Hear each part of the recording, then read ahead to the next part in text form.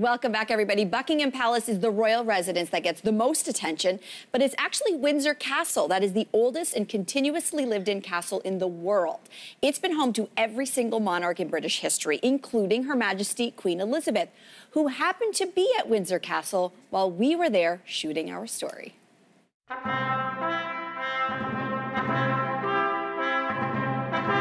In terms of the significance of this castle, where is its place in history? William the Conqueror built it here on a mound shortly after he took over in 1066. It's the longest occupied castle in the world, and it is still very much occupied. And when the Queen's in full residence, I think it's somewhere where the royal family feel particularly at home. From your perspective, why do you think that Prince Harry and Meghan have chosen to marry here at St. George's Chapel at Windsor Castle? Although it's very grand, it also has a sort of intimacy about it. And St. George's Chapel is not as big as Westminster Abbey, and it is very much the private chapel in the sense of the Queen and her family. Prince Harry will have been coming here since he was a very small boy. He used to come with his parents for Easter. He was confirmed in St. George's Chapel. And maybe possibly there's another thought that the Queen and Prince Philip are both now in their 90s, and so it's not so far for them to go. It's much easier for them to just come down the hill to the chapel. When Harry and Meghan get here, do you figure that they will be arriving from London that day, or do you think they will already have been here perhaps overnight or the days leading up to their wedding? Well, I'll tell you one thing. London, on the whole, doesn't like traffic jams, and royal processions and things like that do often make a lot of muddles for the traffic. But Windsor absolutely loves the traffic jam. They love roads being closed off because they know that something special is happening. So Windsor will be en grand fête that day, yes. and all this area will be closed off. But what I suspect will happen is that Prince Harry will probably be somewhere in the castle, and his bride will, I think by tradition, not be there. For the guests who will be arriving that day, where will they be entering? Well, the guests will all enter through the Henry VIII gateway, and they will go straight up to the chapel, and they will go in and take their seats.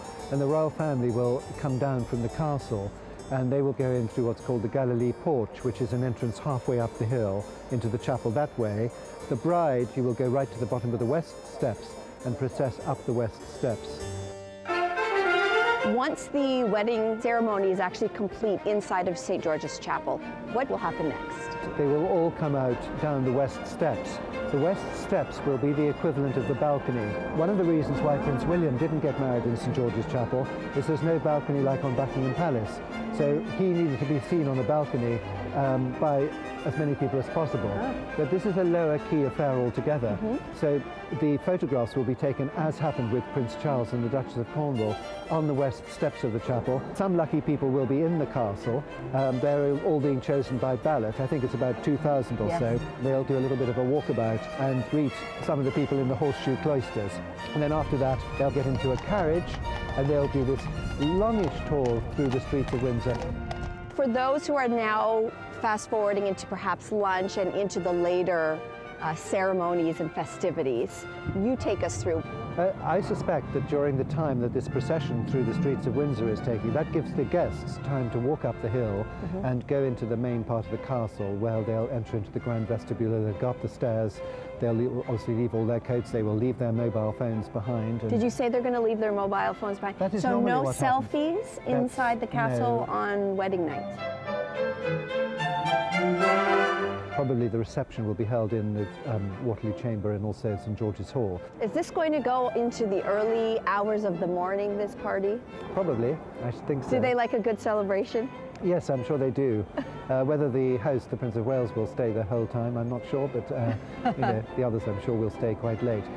For those who have never experienced life inside of this castle, what do you think their impression will be? They will be extremely impressed, I think. They'll be impressed not only by the magnificence of the castle and the chapel, but they'll also be impressed by the sort of extraordinary efficiency with which everything is done in England. You know, thinking particularly of the bride's friends coming, you know, over who haven't been to anything like this before. Yes. It'll be quite something.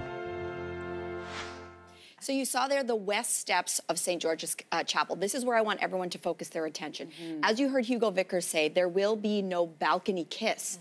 If there is kiss to happen, it's going to happen on the west steps as Harry and Meghan exit St. George's Chapel. There's even rumors that there will be a military saber arch created by swords as they exit, and that will be, and it's going to still be very private. There will be the boys choir cloister, which is right outside of those doors. So it's going to be quiet, yet romantic all at the same time. So look out for that. I feel like if you wear that, you look like a duchess. Like, Yes, I feel you like do. you could just walk right in. Thank you very much. Do the wave. That's it. This is my campaigning to get to London. Apparently you can't fly, though, this pregnant. So no, I'll be watching from here intently. On tomorrow's edition of Your Morning and our pieces from Windsor, I'm going to have round 2 of my sit-down, my exclusive sit-down with Piers Morgan. He's going to be sharing the input of the monarchy and the media, that love-hate relationship that exists. So please look out for that. And I'm heading off to London tomorrow. So exciting. Be live in the show Wednesday, Thursday, and then, of course, we are anchoring Your Morning live from just outside Windsor Castle. That will happen Friday at 6 a.m. when you normally watch the show. Watch the show, and then keep your alarms early for Saturday morning. 4 a.m. Eastern is when the CTV special, helmed by Lisa LaFlemme, hits the airwaves. 4 a.m. Eastern this Saturday, May the 19th.